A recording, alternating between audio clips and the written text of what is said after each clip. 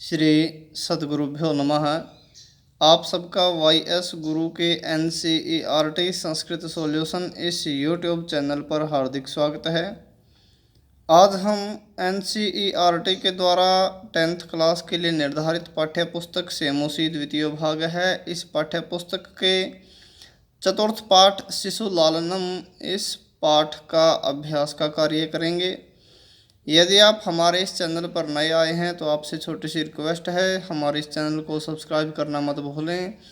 तो आइए देखते हैं। यहाँ पर है हमारा अभ्यास का कार्य। प्रश्न नंबर 1 है, एक पदेन एक शब्द के साथ उत्तरम उत्तर को लिखिए।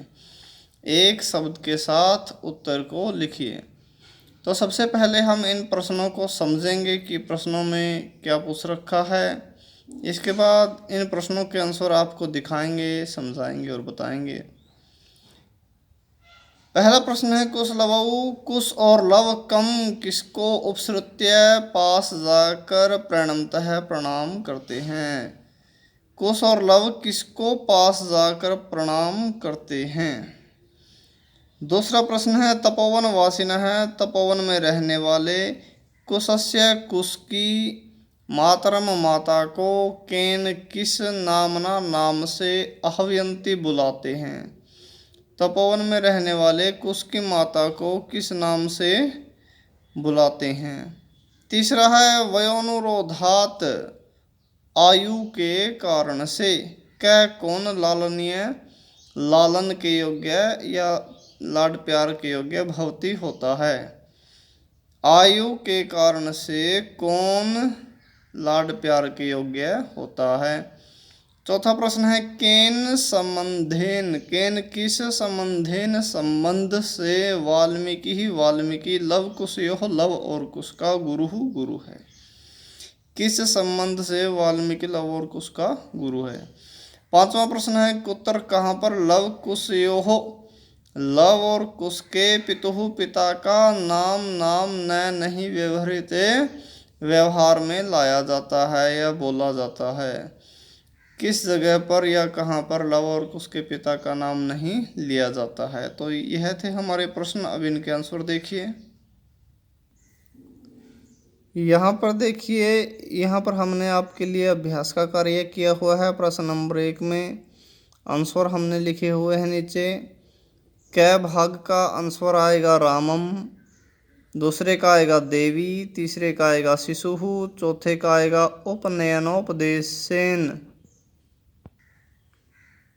तो चौथा हो गया उपनयनोपदेशेन और पांचवें का बनेगा तपोवने। यह हमारे पहले प्रश्न के आंसर हुए। अब दूसरा प्रश्न देखिए। यह हमारा दूसरा प्रश्न है, अधोलिखितानाम नीचे लिखे गए प्रश्नानाम प्रश्नों के उत्तराणी उत्तरों को संस्कृत भाषा या संस्कृत भाषा के साथ लिखिए। नीचे लिखे गए प्रश्नों के उत्तरों को संस्कृत भाषा के साथ लिखिए। यहाँ पर जो एक शब्द में आंसर देने का कार्य है वो नहीं है, इनमें आपको पूर्ण वाक्य के अंदर आंसर लिखने हैं। तो आइए देखते हैं। यहाँ पर दूसरे का पहला प्रश्न है, रामाय राम के लिए कुश लवयोः कुश और लव का कंठाश्लेषस्य गले लगाने का स्पर्श कीदृशः कैसा आसित था। राम के लिए कुश और लव का गले लगाने का स्पर्श जो है वो कैसा था।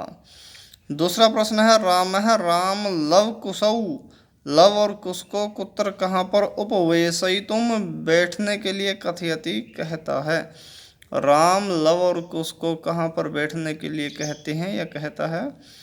तीसरा, बाल भावात बचपन के भाव से या छोटेपन के भाव से, बाल होता है छोटा, या बाल्यावस्था के भाव से या बचपन के भाव से या छोटेपन के भाव से। इसका आप कुछ भी अर्थ लगा सकते हो। हिमकर है चंद्रमा कुत्र कहाँ पर विराजमान होता है।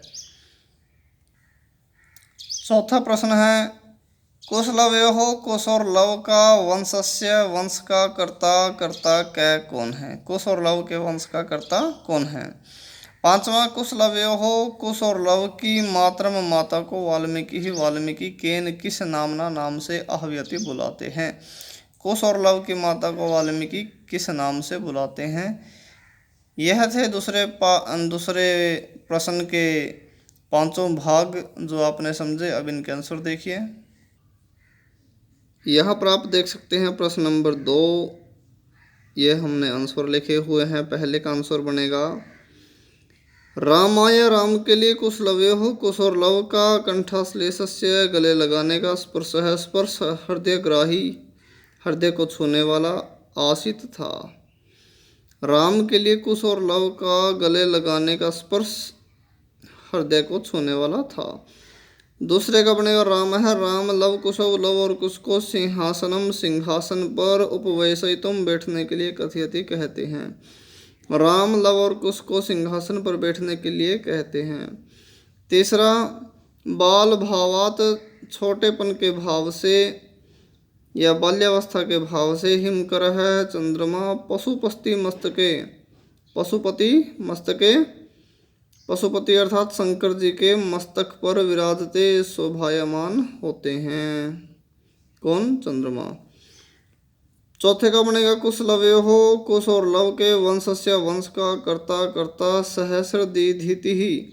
यह सूर्य का पर्यायवाचक शब्द पाठ में आया है तो इसलिए हमने वैसे का वैसा लिख दिया। आप सूर्य भी लिख सकते हैं। तो इतना ही इसका आंसर है। कुश और लव के वंश का कर्ता कौन है? सूर्य है। पांचवें का बनेगा कुश लवयोः, कुश और लव की मातरम माता को वाल्मीकि वधू बहु इति इस नामना नाम से आह्वयन्ति बुलाते हैं। कुश और लव की माता को वाल्मीकि बहु इस नाम से बुलाते हैं। यहाँ पर यह तीसरा प्रश्न है। इसमें लिखा है रेखांकितेषु, रेखांकित होते हैं अंडरलाइन किए हुए, पदेषु शब्दों में विभक्तिम, विभक्ति को, तत्कारणम उसके कारण को, च और उदाहरणानुसारम उदाहरण के अनुसार निर्देशित कीजिए अर्थात बताइए। इसने एक उदाहरण दिखाया है। राजन ही राजन अलम मत करो अति दाक्षिण्येन, ज़्यादा उदारता, यह ज़्यादा उदारता से रहने दो। तो अति दाक्षिण्येन यहाँ पर तृतीय विभक्ति इसने बताई है और वो अलम के कारण बताई है। अलम शब्द के कारण अति दाक्षिण्येन इसमें तीसरी विभक्ति आई है। तो इसी प्रकार से हमने यहाँ पर दूसरे शब्दों की बतानी है। तो पहला देखिए, आप इनको नोट कर सकते हैं। इनकी विभक्ति और कारण हम एक साथ बाद में बताएंगे, पहले समझ लीजिए। राम है राम, कुश लव कुशौ, लव और कुश को आसनार्धम आधे आसन पर उपवेशयति बैठाता है। तो आसनार्धम में बतानी है कौन सी विभक्ति है और क्यों आई है। दूसरा धिंक धिकार है, माम मुझको, एवं इस प्रकार भूतम बने हुए को, मुझको इस प्रकार बने हुए को धिक्कार है। तीसरा अंक व्यवहितम, गोदी में रोके हुए अर्थात गोदी में उठाए हुए। अध्यासताम बैठ जाओ, सिंहासनम सिंहासन पर अर्थात मैं आपको सिंहासन पर गोदी में बिठा लेता हूँ। अंक व्यवहितम गोदी में उठाए हुए, अध्यासताम बैठ जाइए, सिंहासनम सिंहासन पर। चौथा अलम मत करो अति विस्तृण, ज़्यादा विस्तार रहने दो। पांचवा रामम राम के उपसृत्य पास जाकर प्रणम्य, प्रणाम करके, च और राम के पास जाकर और प्रणाम करके। तो इनमें हमने विभक्ति बतानी है और उसका कारण बताना है। तो आइए देखते हैं। तो पहला था हमारा आसनार्धम, उसमें द्वितीय विभक्ति है और उपसर्ग के साथ में विष धातु होने के कारण इसमें द्वितीय आई है। उप प्लस विष योगे, ऐसा हम लिख सकते हैं। दूसरा था हमारा माम, धिकार वाला। माम शब्द में द्वितीय विभक्ति है और धिक शब्द के योग में है। तीसरा था हमारा सिंहासनम, उसमें भी द्वितीय विभक्ति है और अध्यास्ताम जो शब्द था उसके कारण है अधि प्लस आस धातु होने के कारण यह द्वितीय विभक्ति है। और चौथा था हमारा अति विस्तृण, ज़्यादा विस्तार के साथ, ज़्यादा विस्तार को। इसमें भी तृतीय विभक्ति है और अलम के साथ में है कि ज़्यादा विस्तार रहने दो, अलम के योग में। और अंतिम था हमारा रामम, राम के पास जाकर, इसमें द्वितीय विभक्ति है। और तो रामम में द्वितीय विभक्ति हो गई उपसर्ग और श्री धातु के योग में। अब यहाँ पर यह हमारा चौथा प्रश्न है। इसमें लिखा है यथा निर्देशम, निर्देश के अनुसार उत्तरतः उत्तर दीजिए। इनमें कुछ पंक्तियाँ दी हुई है, उन पंक्तियों में कुछ न कुछ विशेष रूप से पूछा हुआ है, वो हमें बताना है। पहली पंक्ति है क भाग, इसमें लिखा है जानाम्य हम, मैं जानता हूँ, तस्य उसका, नाम ध्येयम नाम को, मैं उसके नाम को जानता हूँ। अस्मिन वाक्य, अस्मिन इस वाक्य में कर्तृपदम, कर्ता शब्द किम क्या है, इस वाक्य में कर्ता शब्द कौन सा है, जितना ये कोमे के अंदर दिया हुआ है। तो दूसरा है किम क्या कुपिता क्रोधित होकर एवं इस प्रकार भणती कहती है, उतय या प्रकृतिस्था स्वाभाविक रूप से। अस्मात् इस वाक्यात, वाक्य से, हर्षिता खुश होकर, इति इस पदस्य पद का विपरीतार्थक पदम, विपरीतार्थक शब्द को चित्वा चुन करके लिखते लिखिए। हर्षिता खुश होकर, उसका विपरीतार्थक शब्द चुनना है। तीसरा है विदूषक है, विदूषक उपसृत्य पास जाकर आज्ञा पेयतु, आज्ञा दीजिए भवान आप। अत्र यहाँ पर इस पंक्ति के अंदर भवान आप, इति ऐसा, पदम शब्द, कस्मई किसके लिए, प्रयुक्तम प्रयोग किया गया है। यहाँ पर भवान ऐसा शब्द किसके लिए प्रयोग किया गया है। चौथा है तस्माद, तस्माद इसलिए, अंक व्यवहितम गोद में उठाए हुए, अध्यासताम बैठ जाइए, सिंहासनम सिंहासन पर, अत्र यहाँ पर क्रियापदम, क्रिया शब्द किम क्या है, यहाँ पर क्रिया वाला शब्द कौन सा है। वयसस्तु आयु का, तू तो, आयु का तो, न नहीं है, किंचित कुछ अंतरम फर्क, कि आयु का तो कुछ फर्क नहीं है। अतर यहाँ पर आयुष है, आयुष, आयुष होता है उम्र। इत्यर्थे इसके लिए किम क्या, पदम पद शब्द, प्रयुक्तम प्रयोग किया गया है। इस वाक्य में आयुष शब्द के लिए कौन सा पद प्रयोग किया गया है। तो इनके आंसर देखिए। यहाँ प्रश्न नंबर 4 आप देख रहे हैं। पहली पंक्ति में क में अहम शब्द है, ये कर्तृपद है, अहम कर्तृपद है। दूसरी पंक्ति में कुपिता जो शब्द है वो हर्षिता शब्द का विलोम है।